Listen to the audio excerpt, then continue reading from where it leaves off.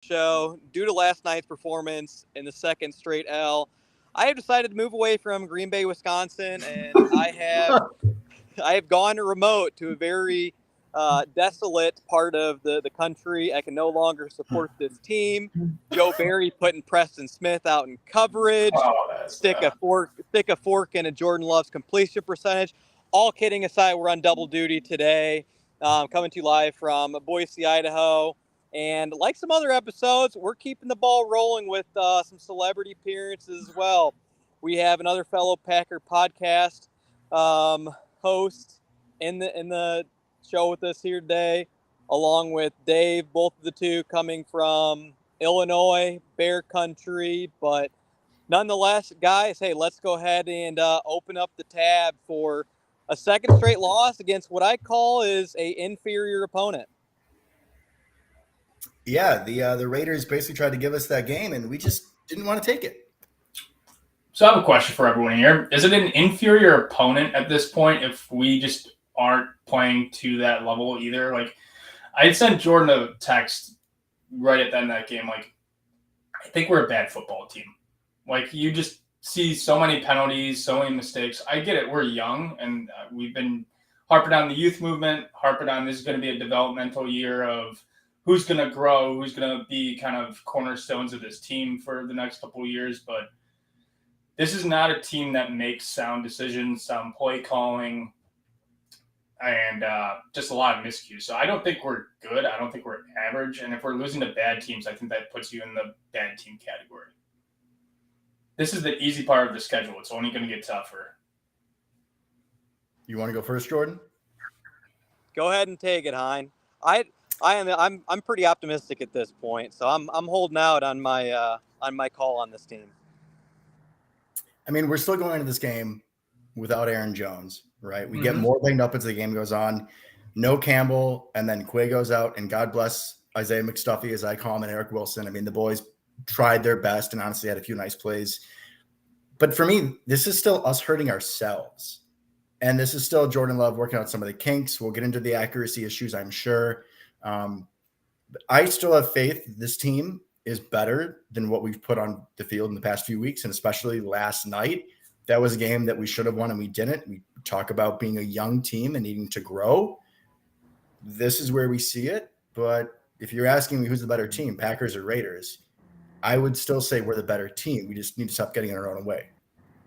Yeah, I don't think we've gone into a game yet where it's like, oh, this is the Packers 2023 team. You've either had Jones out, Bakhtiari out. Now Bach's going to be done for the year, so that's kind of a moot point. I know injuries happen, but we've had key players go down either during the game or be scratched before the game, and you just haven't seen, I guess, this team. And we all know that Aaron Jones is the engine of this team. He has been for the last couple of years. So when you're missing him and you have A.J. Dillon, which he gave it his all. He put his best game on tape last night, but it's a different offense comparatively. A.J. needs a lot of downhill rhythm runs where Jones could just break one at any moment. You could get him swing passes. You could get Love into a little bit of rhythm with him. It's just a completely different football team without Jones on the field. I'm going to split the difference between the two. I do think that this team is super talented. It's going to take some time. Hey, if this was like a 30-minute football game, every single one, like our record may look completely different. We're a second half team when we come alive. These slow starts in offense do us no favors, but talent for talent, I think we can go toe for toe against the Raiders and Devontae Adams and everybody else that they have on it. So I'm holding out.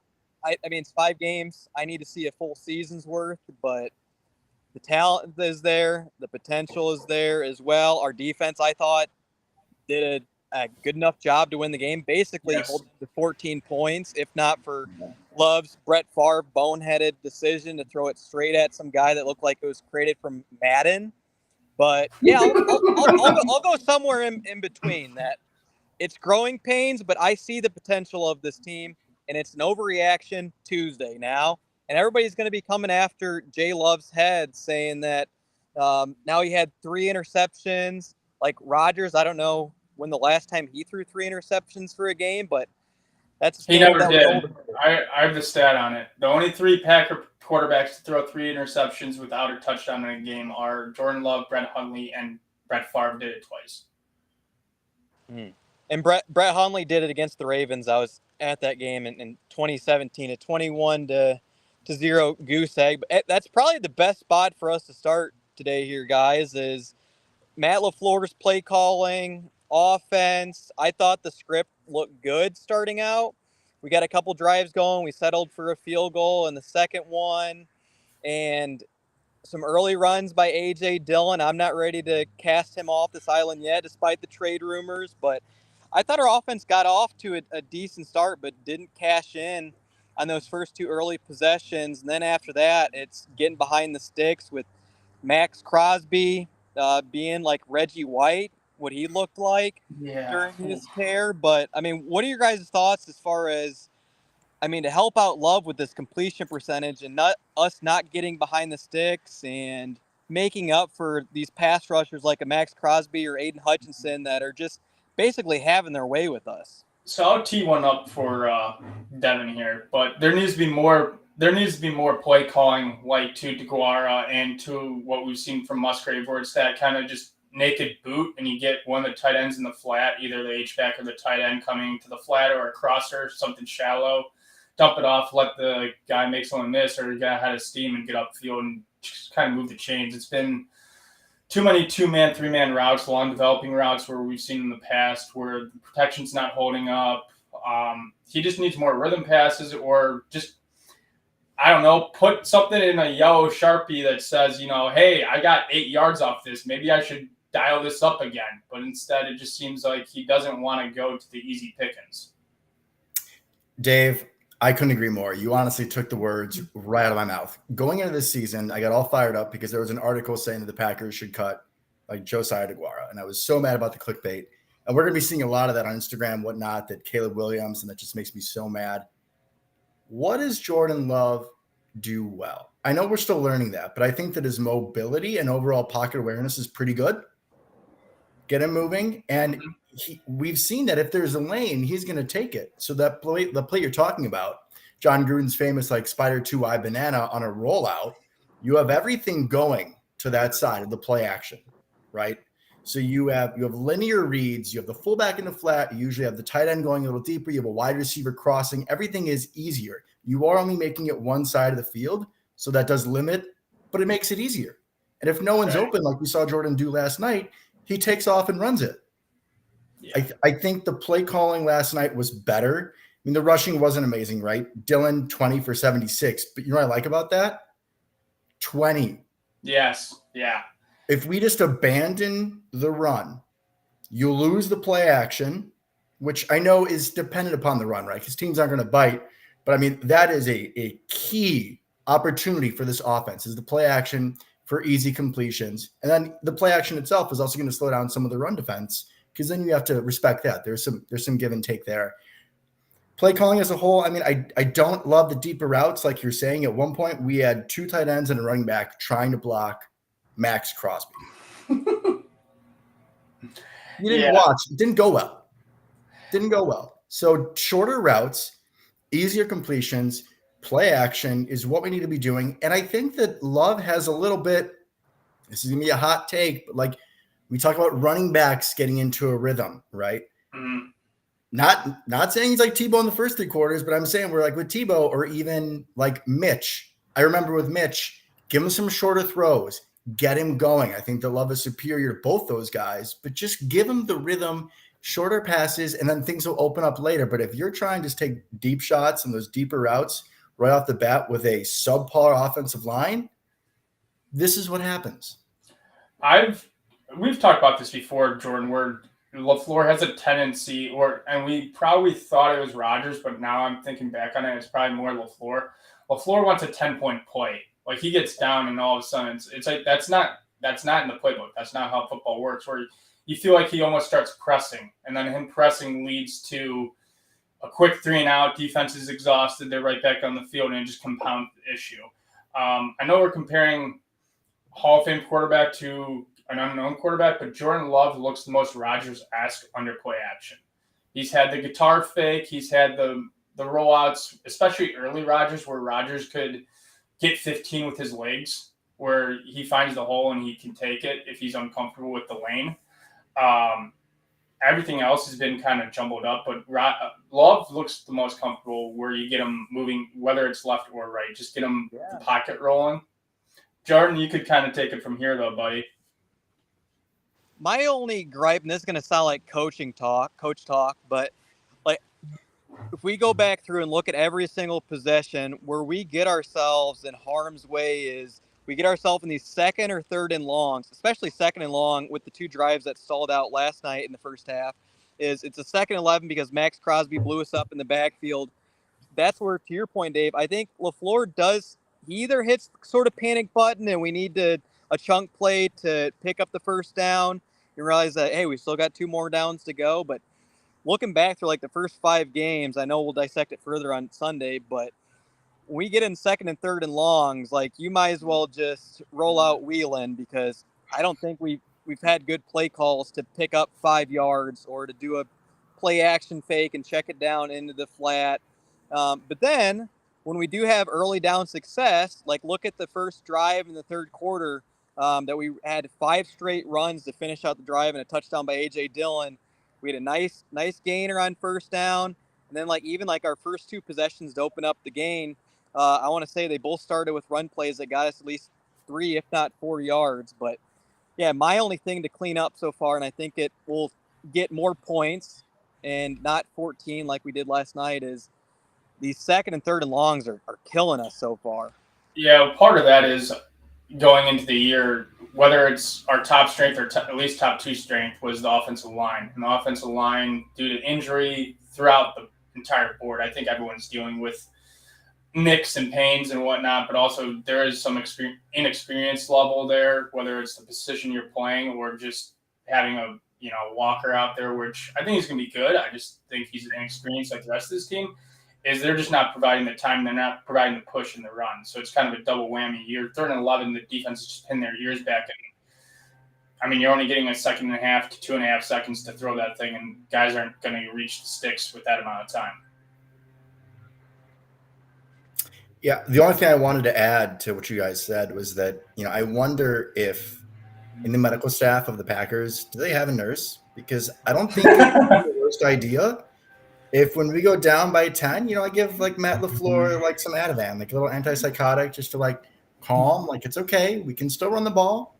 We can still pass short. We you said perfectly, Dave. We don't need a 10-point play, man. We're okay. And the defense, for the most part, was playing pretty good. Chill. Chill. Give us some time.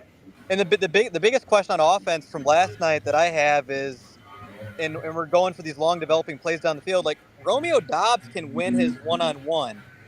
He can win his one-on-one on a slant play or something early to be able to get himself open.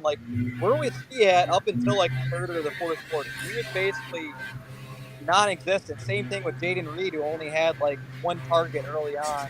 Watson was too. He was MIA until the 77-yarder. I think there must have been something on tape or something they saw, because the wide receivers up until the second half were just non-existent. Maybe it was just dialed up to attack the tight ends and use the running game, and then that they finally made that halftime adjustment where I guess we got to use our wide receivers this game. I don't know. There's been some head scratchers, much like the Preston Smith coverage that you mentioned. That's always great. 3rd down, let's put Preston on Devontae. It's Justin Jefferson all over again. But yeah, you can't. Jordan's gone. We're going to carry this now. Yes, sir. Defense held up. But the Raiders still had their best rushing game of the year against us. So I don't know if you want to flip it to the defensive side. There's a lot of good to talk about. There's some iffy stuff to talk about as well. Yeah, the only thing I just wanted to say, it just felt like where were our passes going? Watson, 7 targets, 3 catches. Musgrave, 7 and 6. And you have a whole bunch of guys with 1. Why? I guess we did throw Romeo 4 times, only 1 catch, but why Romeo Doubs has 1 catch? Why Jaden Reed has 1 catch is just beyond me. And both those guys, like, again, get them to him short, let him go make a play. We've seen, especially Reed, at least on our show, we make the Antonio Brown comparison. Hopefully no CTE in his future, but like, get the ball in that man's hands. Yeah. Even if it's a 50-50 ball, he's going to go get it. 2 targets for Reed is just unforgivable in my book.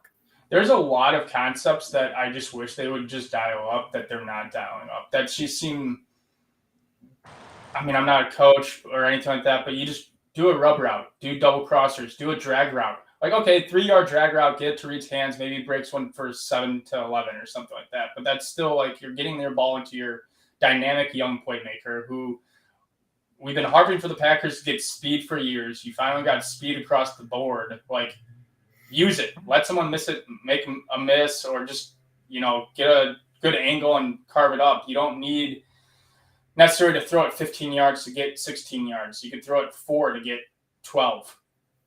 I think I have a potential resolution too. If not, either have a resolution or that there's just a glaring concern at the offensive line. Like, Matt LaFleur comes from the Shanahan tree. Look back at the 49ers offense these past 2 games. I think we saw the Super Bowl champs on Sunday night against the Cowboys and the 49ers and just the throttling they did the Cowboys. Why can we not replicate that offense and do what Brock Purdy is doing? I think Jay Love's more talented than him. And we have I would disagree, actually. Maybe not as good of a weapon as CMC or Debo or Ayuk or Kittle, but I think we got the speed to do some things that are similar to them. And Brock Purdy gets rid of that ball within like 3 seconds. He's always going through his reads quickly, right on time, and it's not like that they're always pressing to go down the field. Like, before, you have it shown for you. The recipe is there. The sort of path to success. Take it. The more I watch Purdy, I mean, Love has more raw talent, but you could tell Purdy gets it. Purdy understands that he's taking the NBA style to the NFL, where it's like, I'm the point guard. I'm just going to dish it to my guy as quickly as possible and let him do all the work. Where it seems like either LaFleur or Love, or a combination of the two, want Love to shoulder a lot of the work, where much like the 49ers offense, you have plenty of guys when Jones is on the field, and then with Watson and Dobbs and Reed and Musgrave to just get the ball in their hands and let them shoulder the yards they have to catch, where we've seen Green Bay receivers in the past from 2010, 2011 just carve it up. I think Love has a big part to do with that. He has, and I know you want to compare him to Rodgers with his play action. I think he has more Favre in him with that gunslinger mentality. Oh yeah, he wants to take his shots. He wants to get the sidearm angles in there. His tongue was out for over half the game. I think he needs a sponsorship with Carmex, by the way. But I know that he's like, hey, I'm just going to keep throwing that thing. He doesn't get phased, which is a lot like Favre, and he's maybe not as protective. But, yeah, Love, just be a point guard like Brock Purdy. It's not, not too much.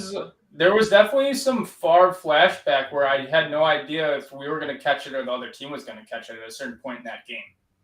Where, back in the old telecast days, Favre would throw it so far that the TV cameras couldn't catch up with it, and you're like, oh, who's going to come down with it? There's definitely a moment in time where I was like, oh, this is like, the 90s when I was a little kid watching football. Who's going to catch the ball? Dave. Didn't even see number 41 on that play across the middle. Didn't see him at all. Hein, you got anything to say on the J Love Favre comparison before switching over to defensive side of the ball and letting me not freeze my buns off? Yeah, brother, of course. The only thing I'm going to say is I remember distinctly as a kid, right? Yeah. I mean, we came in relatively late into the Favre experience, and for a lot of it, you see Favre rainbow, roll out, rainbow, sun deep, and I was kind of hold my breath, because it was 50-50, whether it was going to be something beautiful or something not so much. And with Rodgers, when he rainbowed out, I was licking my chops. I was just waiting to stand up and celebrate that touchdown. And with Love, earlier in the season, I was waiting to stand up. But honestly, bro, when he threw that pass into the corner of the end zone, the last play for us on offense, it was like it was Favre again. If we're making the comparison, I see both. But you're not seeing Aaron Rodgers throw into not one guy that could easily pick that pass, but 2 guys. The Spillane one where he threw it right to him, I'm pretty sure there was somebody else right behind. Right. we kind of get back and forth. I see bits of both, but if I had to, point my needle one way or the other, I'd say I see more Favre. Yeah, absolutely. Give Watson a chance on that red zone interception. Like Watson was down there with his head in his hands, like looking dejected, like that's on me. I'm like, I don't think Love gave him a good ball to make a play on it. Underthrown. He needs to get the ball out on his deep balls faster and let the guys run it. It seems like he's waiting till they're at the top of his yardage to let it rip, and then it just hangs up there. I think he just needs to make the decision quicker and actually just get rid of it quicker for the guys to get under it, because it seems like he's just waiting for their basically till he has to all out gas it, or he has a guy in his face when he's trying to throw the deep shot, and it's kind of he's short arming it. JT O'Sullivan, quarterback coach, he'd agree with that. Hey, but it's not all doom and gloom though, guys. I think we had a winning performance on the defensive side of the ball. I have one more thing on offense, Jordan. Just one more. I think we'll pick it apart. I am starting to realize that in terms of the dynamic of our wide receiver crew, I think we're still missing a true number one. And you guys can argue this to death. It's a little controversial. I think Watson, in terms of he's kind of has a little gadget to his game where he's the deep shot guy, or he's just a short guy and let him do the end arounds, or let him he's more of an explosive read, if you will. But he could play outside because his length and his stride and all that stuff. But if you get, let's just hypothetically, you get Marvin Harrison Jr., right? I think that just shifts everything, because Dobbs is a possession receiver. I love Dobbs to death, but I think it just shifts the coverage of the defense, which I think you're missing, because coverage clearly rolls to Watson because they're just afraid he's going to take the top off, but you don't have a true game breaker. I mean, Reed gets uncovered quite a bit, but he's a slot guy. If he was a little taller and you can move him to the outside, I think he'd be more dangerous. But I think we're still kind of searching for our number one. You guys could kind of a better version of Mike Wallace or Deshaun Jackson. That is, I need to see a full, complete season. I think Deshaun Jackson's a great comp. I was just gonna say, this reminds me of, if you remember those Eagles teams, Deshaun Jackson is Christian Watson, Jeremy Maclin is Romeo Dobbs, and that worked. They had Brent Selleck, LaShawn McCoy. It can work. My question is, especially last night, when Dave, as you pointed out, they're rolling coverage on Christian Watson. Why are we throwing short to Romeo Dobbs? What are we doing? Is my question. It's a great question. He's going to win his one-on-ones. I just think they just weren't looking his way. Maybe it just wasn't there. Not that it wasn't there. I just think it was completely ignored in terms of it wasn't there. Yeah, and not to make matters worse, the Raiders had practice squad guys out there in the secondary last night too. Yeah, no Nate Hobbs, and their other corner, don't even know his name, was out too. So we were down to at least their third corner as the number one, and didn't even matter. Again, is it the pass rush? Is it Ramon not getting open? I didn't torture myself by watching the all 22. Maybe that'll be for afterwards. Have another drink and just go through punishment. I don't know, boys. I don't know. Who's your first cheers or game ball going to on the defensive side? I know there's a few that come to mind for me, but Preston had a great game. Last half full. Who's your first game ball going to? Top of my head, at least, Kingsley Enagbare had a few nice plays, man. He's super flashy and inconsistent, but I was proud of him last night, man. Rudy Ford that's probably Rudy Ford's best game too. I mean, we saw the pick against the Lions, but he had 9 tackles. Got the pick. He was kind of all over the field, especially when Savage went down. I'll give it to Rudy.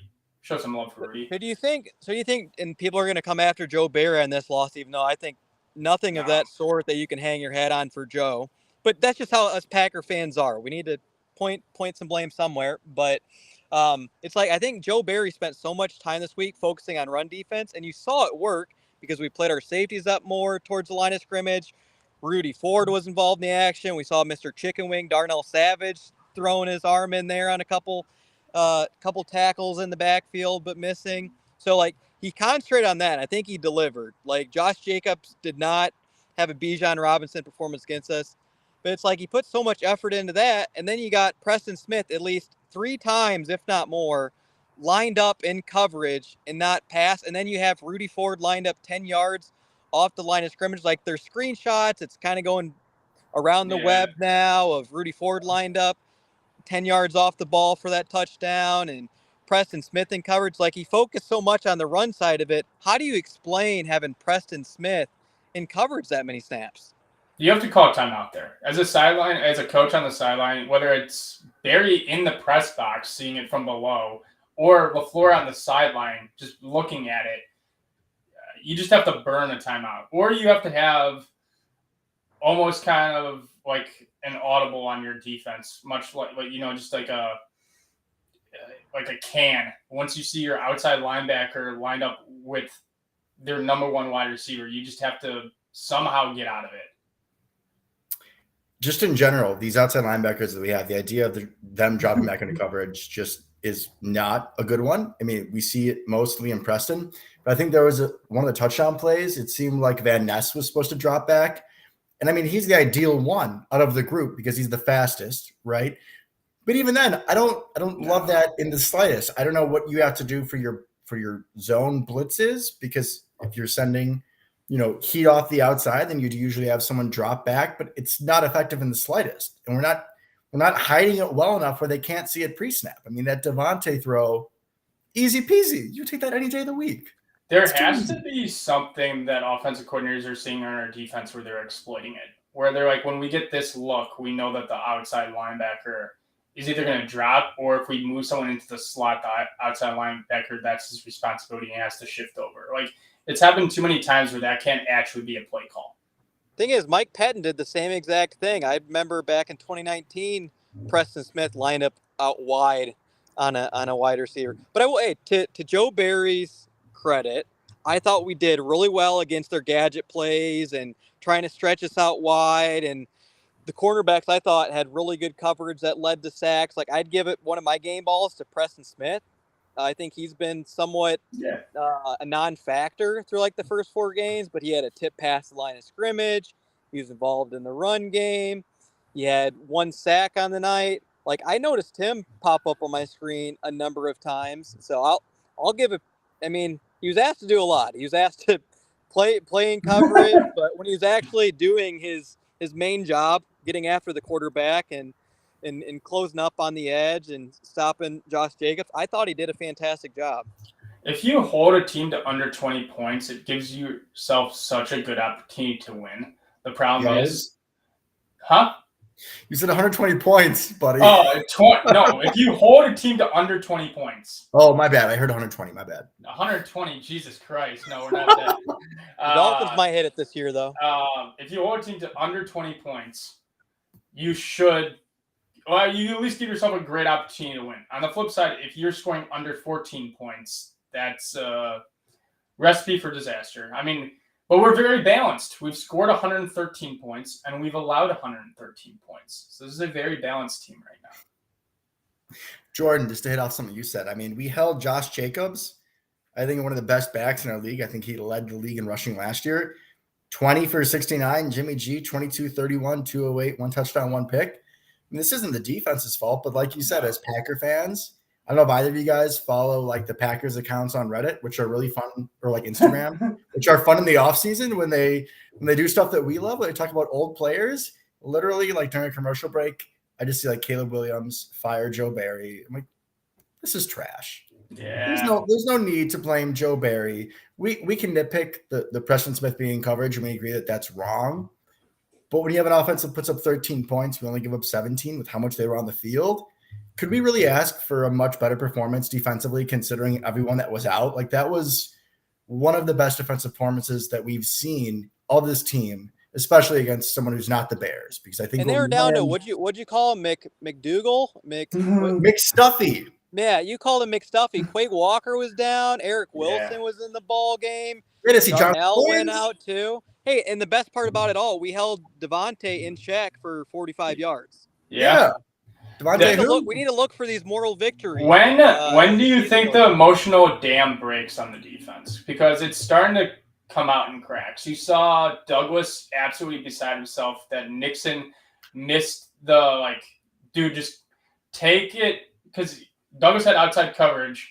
Nixon's clear responsibility was if he ran a slant just to jump on it at that angle as fast as possible, and he misread the angle. It's like he started sliding to the outside, and then Jair comes out with a quote saying, well, I guess we can't allow a touchdown anymore. Like, this is a young team, and we're going to have to, like, strap it down defensively. So there's been little, water leaks. There's been little cracks going here and there.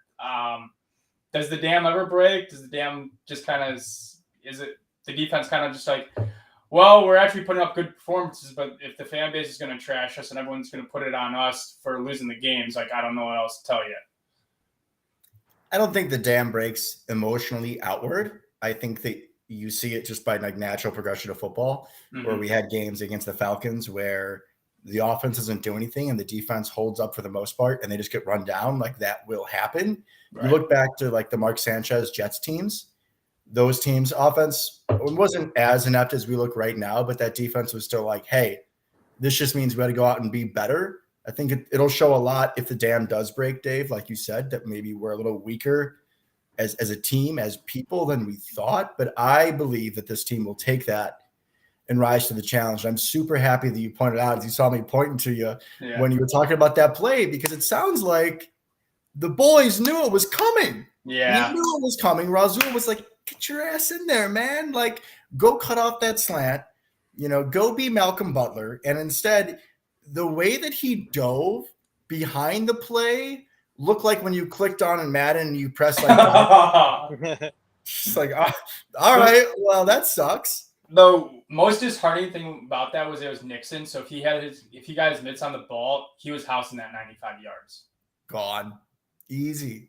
Thing is, that's also the best wide receiver in the game, and I don't think anybody runs a slant play even better than Slant Boy down there in New Orleans. Spiro, what?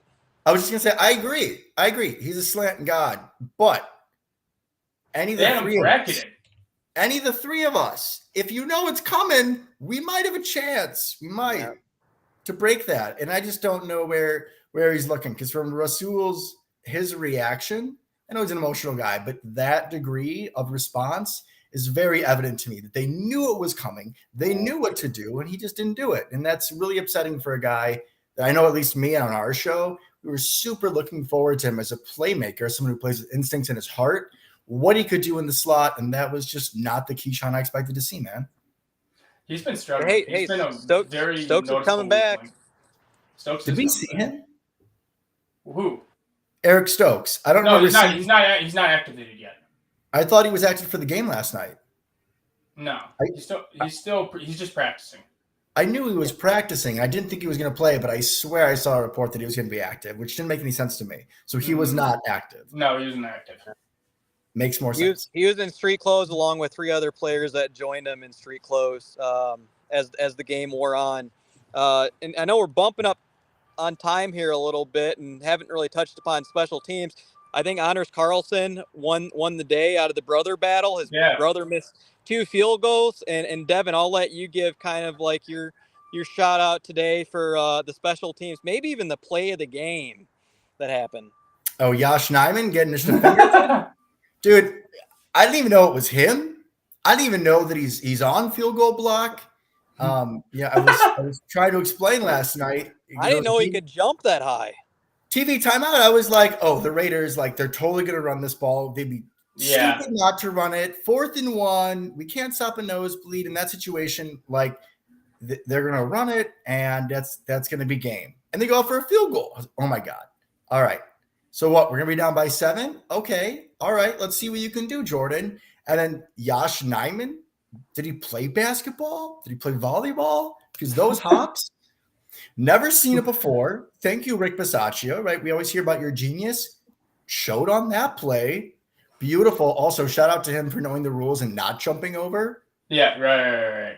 I appreciate that too. But I mean, guys, I'll throw it back to both of you for your opinions. I mean, just that whole progression of Raiders are probably going to go for this 4th and 1 and end the game right here. And then they go for it. And then we block it and boink and we get the ball. Like, I was happy as could be. And I was for certain with all that just happened in our favor, that J-Lo was just going to go show and do what he does. I think it made zero sense to kick the field goal because I was even if they made the field goal, I would have been ecstatic. Like, okay, you at least give us a chance. And LaFleur's been a little bit of a gambler this year, so it's not ruled out that he just goes for 2 and says, my team doesn't have it today. Like, if we score a touchdown here, I'm just going to put it onto this play instead of rolling out into overtime.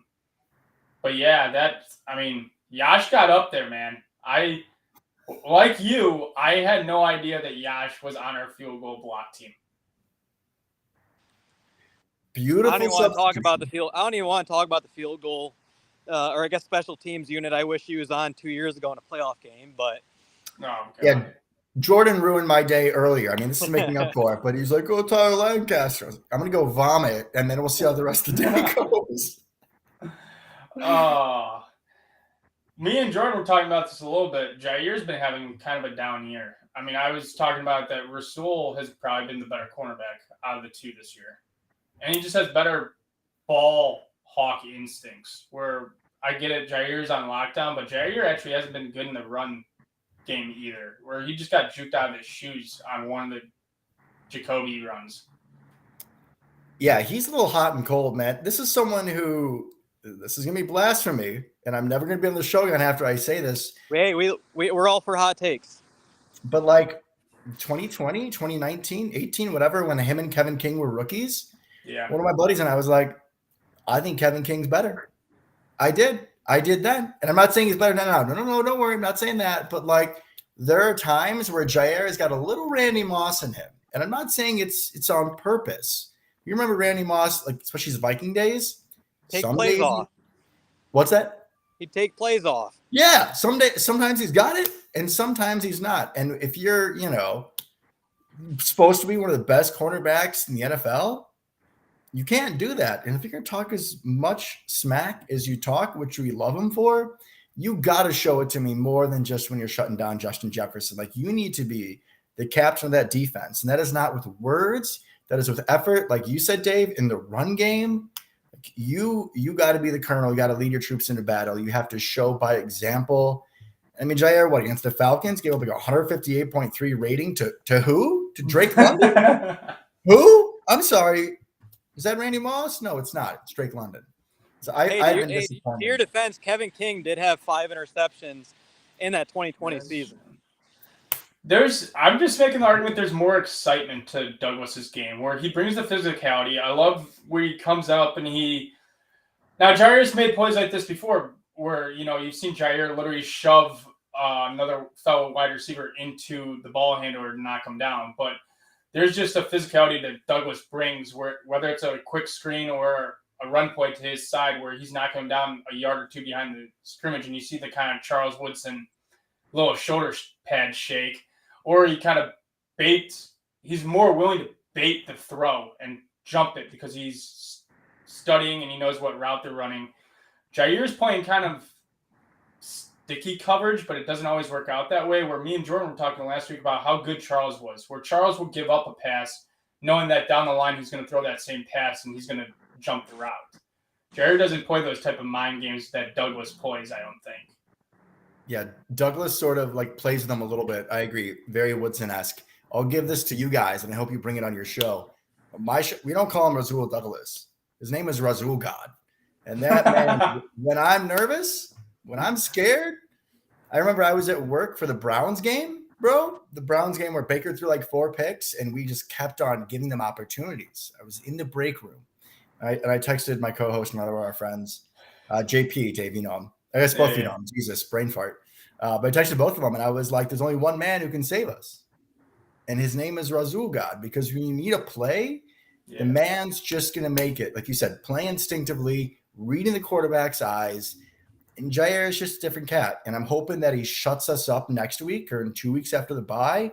We have not seen this, top 5 in the NFL lockdown corner. And we've been playing who? Like DJ Moore? Okay, well, we shut him down pretty well. Who else? I don't know. I can't really go out off of that. Anyone else off of that, off my top of my head, that's like, this guy should get the better of Jair or whatever like that. Yeah, it's kind of a weird mix in between, right? We're a bend and break defense, but if you bend and don't break defense, you have to be optimistic. You have to get sacks, you have to get fumbles, you have to get interceptions. Not really doing that, and we're just kind of doing a whole lot of bending. Yeah, I'd much rather the see the 15-yard completion if it leads to like a couple of pass breakups or a couple of maybe an interception here or there down the line. But it seems like it's just like, let's play 10 yards off and give up 15-yard receptions. Hey guys, I'm gonna jump. Hey, keep the party going if you want. No, we'll go out with you, bud. Sword celebration, regardless. Hey, on the bright side, we don't have to face Justin Jefferson coming up in a few weeks. That is true. All right, we'll bye week it on Sunday, right? Yeah, just figure out the time. I mean, hopefully morning will probably be better for me, but this has been a blast, boys. It's been way too long, and I had such a great time. All right, guys, you guys enjoy. Yeah. We'll enjoy the rest of the week, boys, and we'll pick up with a cocktail on Sunday.